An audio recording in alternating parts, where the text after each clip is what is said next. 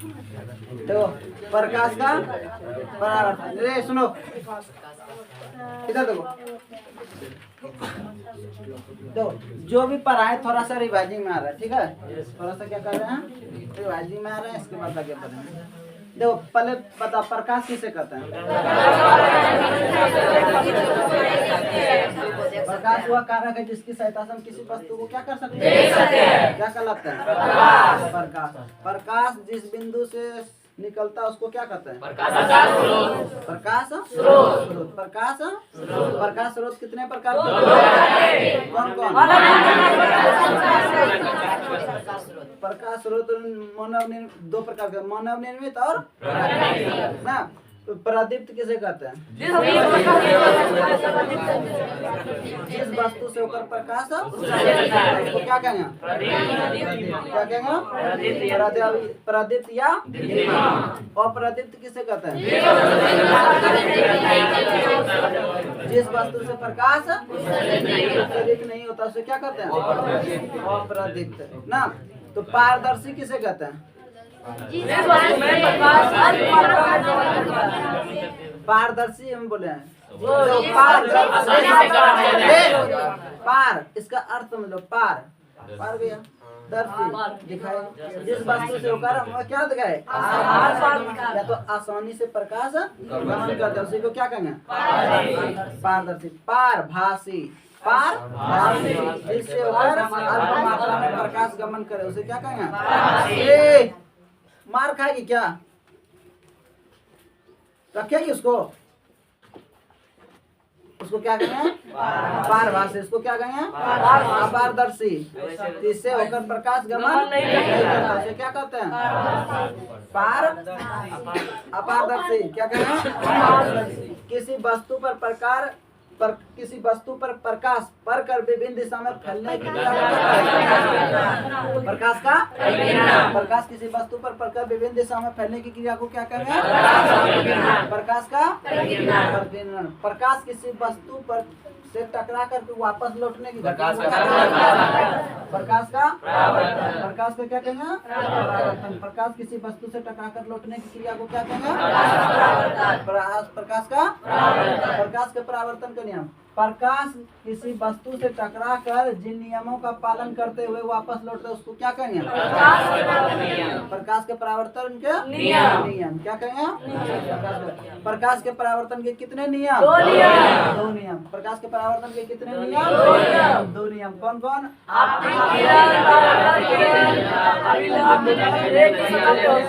तीनों क्या होते हैं? एक ही शक्ल पे होते हैं। आपतन कोण और परावर्तन कोण आपस में क्या होता है? आपतन कोण और परावर्तन कोण आपस में क्या होता है? बराबर। क्या होता है? अब आता है समतल दर्पण में बना प्रतिबिंब की विशेषता, ये ना। तो समतल दर्पण में प्रतिबिंब हमेशा क्या बनता है? वस्तु के आकार के बराबर। समतल दर्पण में प्रतिबिंब की दूरी और वस्तु की दूरी आपस में क्या होते हैं? समान होते हैं। क्या होते हैं? समान होते हैं। समतल दर्पण में बना प्रतिबिंब पारस्परिक रूप से क्या होता है? उल्टा। समतल दर्पण में बना प्रतिबिंब पारस्परिक रूप से क्या होता है? उल्टा। समतल दर्पण में बना प्रतिबिंब आभासी होते हैं। क्या होते हैं? आभासी होते हैं। क्या होते हैं? आभासी होते हैं। कोई दिक्कत नहीं ना। अब आता है कि प्रकाश के मतलब क्या हुआ? प्रतिबिंब। क्या है? प्रतिबिंब। कौन आता है? प्रतिबिंब। प्रतिबिंब किसे कहता है? किसी बिंदु स्रोत से आती हुई प्रकाश की किरण दर्पण से परावर्तन के बाद जिस बिंदु पर मिलती है या मिलती हुई तो उसे उस बिंदु स्रोत का क्या कहता है? प्रतिबिंब। प्रतिबिंब कितने प्रकार का होता है? दो प्रकार के। प्रतिबिंब कितने प्रकार का होता है? कौन कौन? वास्तविक और आभासी। वास्तविक और किसी बिंदु स्रोत से आती हुई प्रकाश की किरण जिस बिंदु पर मिलती है उस बिंदु को क्या कहते हैं? वास्तविक। किसी बिंदु स्रोत से आती हुई प्रकाश की किरण दर्पण से परावर्तन के बाद जिस बिंदु पर मिलती हुई प्रतीत होती है उस बिंदु को क्या कहते हैं? आभासी। आभासी या अब आता है नाभिक या फोकस। नाभिक या फोकस। तो नाभिक किसे कहते हैं? मुख अक्ष के समांतर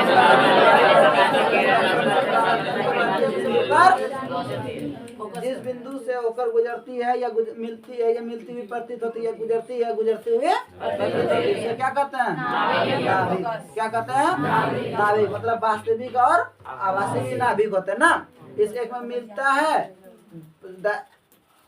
मिल जाता है, और एक में मिलती हुई क्या होता है? प्रतीत होता है। क्या होता है?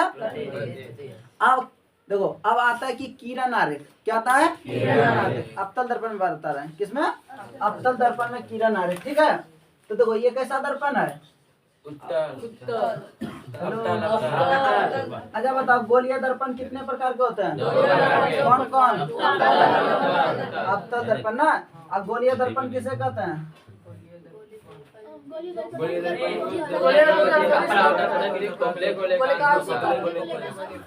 गोलीय दर्पण उस दर्पण को कहते हैं जिसका परावर्तक सतह किसी खोखले गोले का होता है। क्या कहलाता है? गोलीय दर्पण। क्या कहलाता है? गोलीय दर्पण के गोलीय वक्रता केंद्र किसे कहते हैं? किसी भी गोलीय दर्पण के जिस खोखले गोले के अंश के उसके केंद्र को क्या कहते हैं? वक्रता केंद्र। क्या कहते हैं? किसी भी गोलीय दर्पण के केंद्र को उसको क्या कहते हैं? वक्रता केंद्र। देखो, गोलीय दर्पण कितने प्रकार के होते हैं? कौन कौन? वास्तविक और अवतल दर्पण और उत्तल दर्पण। और ये बताओ, ये कैसा दर्पण है? अवतल दर्पण। और ये कैसा है? उत्तल दर्पण। कैसा दर्पण है? उत्तल दर्पण। उत्तल दर्पण का परावर्तक सतह क्या होता है?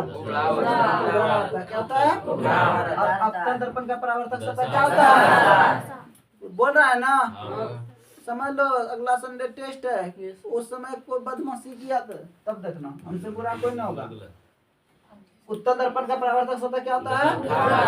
उठा रहता। और इसका अवतल का क्या होता है? उसमें मारी है क्या? बोलती नहीं? बोलती है। ठीक। किसी भी गोलीय दर्पण के मध्य बिंदु को क्या कहते हैं? किसी भी गोलीय दर्पण के मध्य बिंदु को क्या कहेंगे? किसी भी गोलीय दर्पण के केंद्र को क्या कहेंगे? किसी भी गोलीय दर्पण के मध्य बिंदु को क्या कहेंगे? ये इतना बदमाश लड़की है, इसको बोलेंगे बोलती है तब बोलेगा हाँ बोला जाए, बस चुप। वो 2 बार बोलेंगे चुप हो जाएगी। इसका मुंह हम देखते हैं, अगर बोलते हैं तो दोनों ओट जो है ऊपर नीचे होना चाहिए ना। वो मने मन बोलती है। अब वो मने मन बोलती है कि क्या सोचती है या किसी को गाली देती है, क्या जानते हैं? कोई जानते हैं क्या?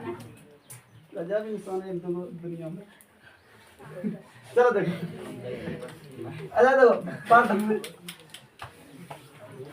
प्रधान ध्रुव और वक्रता केंद्र को मिलाने वाली काल्पनिक सरल रेखा को क्या कहते हैं?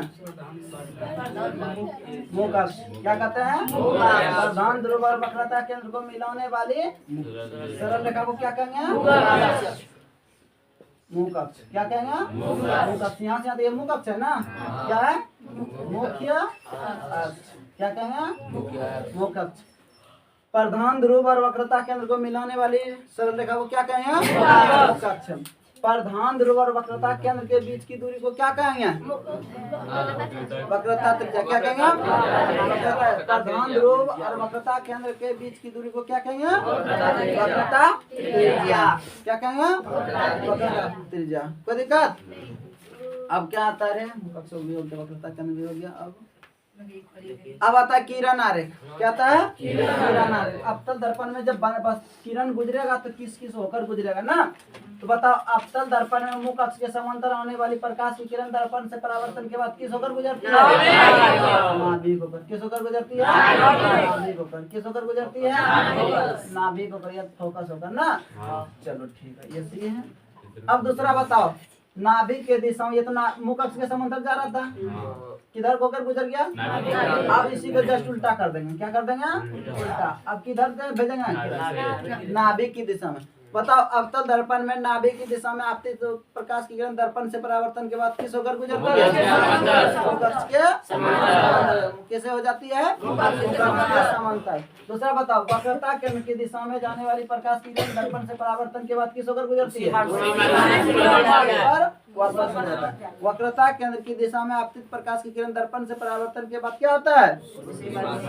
होकर वापस लौट जाता है। कोई दिक्कत? ये ना अवतल दर्पण में इतना है ना, 3 गो ही लिखा है ना। और क्या? और एक और लिखा है, रुको। ये सर अब एगो कौन है? प्रधान ध्रुव के दिशा में आपतित की प्रकाश। कौन सा है? प्रधान ध्रुव। तो प्रधान ध्रुव की है, इसके दिशा में आने वाली प्रकाश की किरण दर्पण से परावर्तन के बाद क्या होता है? बराबर कोण बनाते हुए निकल जाता है, दूसरी ओर निकल जाता है ना। तो प्रधान ध्रुव तो बराबर कोण, ये कैसा कोण? कोई दिक्कत? तो देखो यहाँ ये सब ऑब्जेक्टिव आएगा। क्या आएगा? ऑब्जेक्टिव। मान के चलते हैं उस समय तुम रिवाइजिंग नहीं किया, छूटेगा दुख होगा। हम इतना पढ़ा रहे हैं, समझा रहे हैं ना? चलो ठीक है। अवतल दर्पण में प्रधान ध्रुव की दिशा में आने वाली प्रकाश की किरण दर्पण से परावर्तन के बाद क्या होता है? बराबर कोण बनाते हुए क्या होती है? किसी को दिक्कत नहीं ना? अब उत्तल में आते हैं। 1 शॉट 1 चैप्टर द एंड ना। एक ही वीडियो में पूरे क्या देंगे, खत्म करें। अब क्या होता है? उत्तल दर्पण। उत्तल दर्पण में किरण आरेख ना।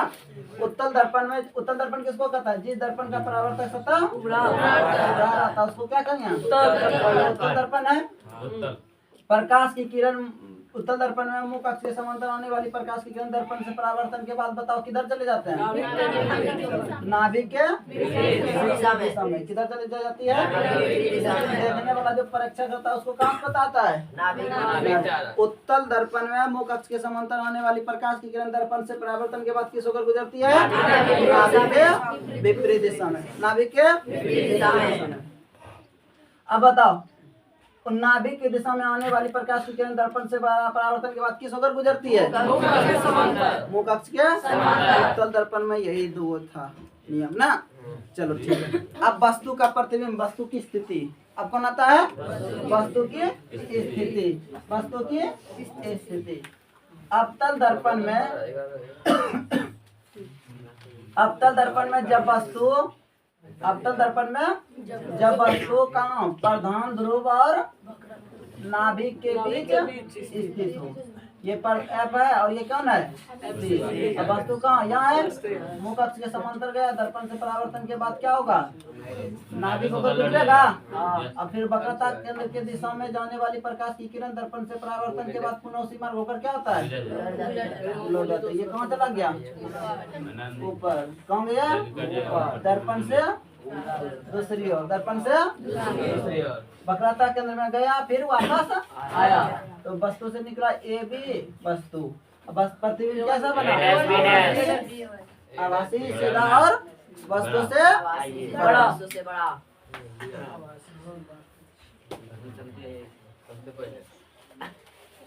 चलो देखो अवतल दर्पण में जब वस्तु प्रधान ध्रुव और नाभिक के बीच स्थित हो तो वस्तु का प्रतिबिंब कहाँ बनेगा? दर्पण के पीछे। कैसा बनेगा? सीधा बनेगा। क्या बनेगा? कोई दिक्कत? हाँ, एक यही है वस्तु जो पूछेगा अवतल दर्पण में वस्तु को कहाँ रखा जाए कि जो आभासी प्रतिबिंब बन सकता है, प्राप्त किया जा सकता है? नाभिक और अब इसके बाद आता है जब वस्तु अनंत में स्थित हो अवतल दर्पण में। अब वस्तु कहाँ स्थित हो? अनंत में। ये अवतल दर्पण है। अवतल दर्पण किसे कहता है? जिस दर्पण का परावर्तक सतह क्या कहेंगे? जब वस्तु अनंत में स्थित हो तो उसका प्रतिबिंब कहाँ बनता है? कहाँ बनता है? नाभिक पर। कहाँ बनता है? अनंत में ना। उसका प्रतिबिंब कहाँ बना? नाभिक पर। कहाँ बना? जब वस्तु अवतल दर्पण में अनंत में स्थित उसका प्रतिबिंब कहाँ बनेगा? नाभिक पर। और अवतल दर्पण में जब वस्तु नाभिक पर स्थित उसका प्रतिबिंब कहाँ बनेगा? अनंत में। अवतल दर्पण में जब वस्तु नाभिक पर स्थित उसका प्रतिबिंब कहाँ बनेगा? अनंत में। कहाँ बनेगा? अनंत में। कहाँ बनेगा? अनंत में। अब आता है अंतर। अब क्या आता है? और बताएं। और अभी और है अवतल दर्पण में जब वस्तु कहाँ स्थित हो? अनंत नाभिक पर कहाँ स्थित हो? नाभिक पर। नाभिक क्या है ना, यही है ना नाभिक है। और यहाँ कौन है? सी। मुख से समांतर गया दर्पण, क्या हुआ? निकल गया। फिर वक्रता केंद्र की दिशा में जाने वाली, फिर क्या हुआ? चलते जा रहा ना। तो कहाँ प्रतिबिंब बना? अनंत में। कहाँ बना? प्रतिबिंब कैसा बना? वास्तविक बना। क्या बना? वास्तविक। और क्या बना? उल्टा। क्या बना? और क्या बना? वस्तु से चलो बड़ा देखती है, यहाँ फैलते जा रहा है, नहीं जा रहा। तो क्या बनेगा? बड़ा। क्या बनेगा? आवासी उल्टा नहीं बनता रे, आवासी जब भी बनेगा सीधा बनेगा, याद रखना। वास्तविक बनता। चलो देखो अब आता है क्या? अवतल दर्पण में जब वस्तु प्रधान ध्रुव सॉरी नाभिक और वक्रता केंद्र के बीच में, प्रधान ध्रुव नाभिक और वक्रता गया और फिर यहाँ टकराया। देखो यहाँ बना, ये कौन से कैसा बना? उल्टा। क्या बना? उल्टा। क्या बना? उल्टा। ये कैसा दर्पण है? ये भी क्या है? वस्तु ना। अवतल दर्पण में जब वस्तु प्रधान ध्रुव और वक्रता केंद्र सॉरी नाभिक और वक्रता केंद्र के बीच स्थित हो, उसका प्रतिबिंब कहाँ बनता है? वक्रता केंद्र और अनंत के बीच। कैसा बनता है? उल्टा। वास्तविक और वस्तु से बड़ा। एक और बचा है ना, जब दो और बचा है। अवतल दर्पण में जब वस्तु अनंत और वक्रता केंद्र के बीच स्थित हो। देखो ये कैसा दर्पण है? वस्तु कहाँ रखे हैं? अनंत और वक्रता केंद्र के बीच। अनंत और वक्रता केंद्र के बीच, ये ना टकराया, फिर ये गया तो प्रतिबिंब का बना यहाँ ना। तो प्रतिबिंब कैसा बना? वक्रता केंद्र और वक्रता केंद्र और नाभिक के बीच। वस्तु से क्या बना? क्या बना? वास्तविक और उल्टा। वास्तविक और उल्टा। एक और बचा, जब वस्तु वक्रता केंद्र पे स्थित हो ना। अवतल दर्पण में जब वस्तु कहाँ स्थित हो? वक्रता केंद्र पे। कहाँ स्थित हो? वक्रता केंद्र पे। देखो ये नाभिक ऐप है और वक्रता केंद्र कौन है? इसी पर वस्तु रख दिया ना। मुख से समांतर गया, दर्पण से परावर्तन के बाद किस होकर गुजरेगा? किस होकर गुजरेगा? नाभिक होकर। गुजार दिया। फिर देखो वक्रता के ये गया यहाँ से और यहाँ। देखो कहाँ जाकर टकराया? जब टकराया वही क्या बना? प्रतिबिंब। तो वस्तु के आकार के क्या बना? बराबर। वस्तु के आकार के क्या बना? बराबर। वस्तु के आकार के क्या बना? यही पूछेगा कि अवतल दर्पण में जब वस्तु को कहाँ रखा जाए कि उसका प्रतिबिंब वस्तु के आकार के बराबर बना, तो कौन होगा? सुनो, वक्रता के अंदर नहीं लिखेगा तो नाभिक के 2 गुनी दूरी पर लिखेगा। क्या लिखेगा? नाभिक के 2 गुनी दूरी पर। नाभिक के 2 गुनी दूरी को ही वक्रता केंद्र कहते हैं। और वक्रता त्रिज्या उसके बीच की दूरी को क्या जगह? वक्रता त्रिज्या। हम साबित करेंगे F बराबर R/2। F बराबर R/2। तो R बराबर कितना? 2F। यह भी साबित होगा। ठीक है, टाइम देखते हैं बचेगा तो साबित करेंगे, नहीं तो बहुत इंपॉर्टेंट है, इसको सूत्र साबित करने के लिए। देखो कोई दिक्कत यहाँ तक? हाँ नहीं ना। और अब एक उत्तल दर्पण में तो है ये एक प्रतिबिंब। उत्तल दर्पण में एक प्रतिबिंब बनने का है ना। जब वस्तु कहाँ स्थित हो? ये कैसा दर्पण है? उत्तल। ये कैसा दर्पण है? उत्तल दर्पण के परावर्तक सतह क्या होता है? उभरा रहता है। क्या रहता है? समांतर आने वाली प्रकाश की किरण दर्पण से परावर्तन के बाद किधर गुजरते हैं? नाभिक के विपरीत दिशा में। तो आता है लगता है कहाँ से? और वक्रता केंद्र की दिशा में जाने वाली प्रकाश की किरण दर्पण से परावर्तन के बाद क्या होता है? पुनः उसी मार्ग होकर वापस लौट जाते हैं। कोई दिक्कत? हाँ देखो प्रतिबिंब बना ना, A डैश और सीधा बना, लेकिन क्या बना? छोटा बना। और क्या बना? आभासी। कोई दिक्कत? हाँ किसी को? यहाँ तक किसी को दिक्कत ना? और अवतल दर्पण और उत्तल दर्पण में अंतर बताए थे? अवतल दर्पण में वास्तविक और आभासी दोनों प्रकार का प्रतिबिंब बनता है ना। उत्तल दर्पण में हमेशा क्या बनता है? अवतल दर्पण का परावर्तक सतह क्या होता है? उत्तल दर्पण का परावर्तक सतह क्या रहता है? पूरा रहता है ना। अवतल दर्पण में बना प्रतिबिंब, सुनो, अवतल दर्पण में बना प्रतिबिंब उल्टा और सीधा भी होता है, लेकिन उत्तल दर्पण में हमेशा क्या होते हैं? अवतल दर्पण की फोकस दूरी क्या होती है? और उत्तल दर्पण की फोकस दूरी क्या होती है? यही सब छोटा छोटा चीज क्या बना देता है? क्या बना देता है? ऑब्जेक्टिव। अब बताओ, इतना लिखाने के बाद अगर तुम नहीं बना, गलत करके आओ तो उसका जिम्मेदार कौन है?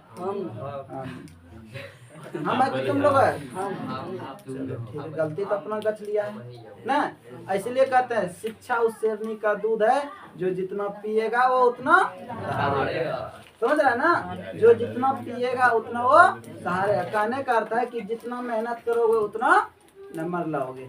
फिर बाद में कुछ कुछ बोलने से कोई फायदा नहीं है। जो भी बोलना है अभी बोलो, कोई दिक्कत नहीं ना।